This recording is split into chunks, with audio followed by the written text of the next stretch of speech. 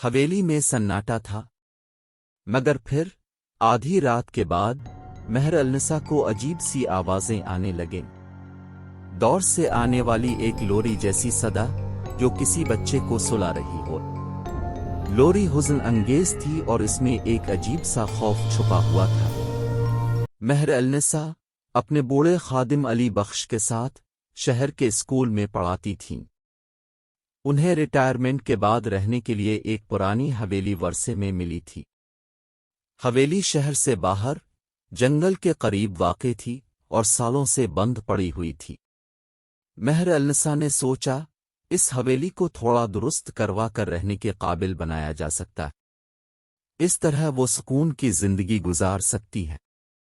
وہ علی بخش کے ساتھ حویلی پہنچی۔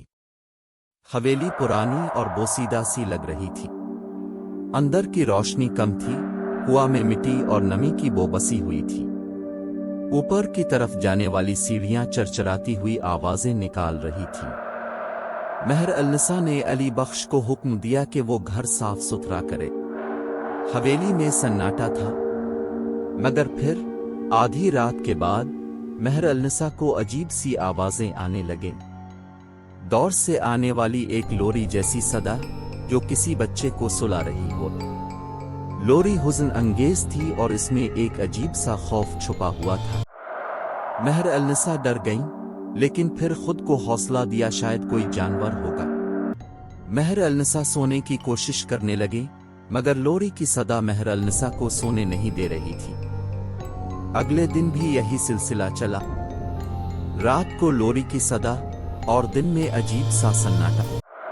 مہر النساء نے علی بخش سے پوچھا کہ کیا اسے بھی یہ آواز سنائی دیتی ہے، لیکن علی بخش نے انکار کر دیا۔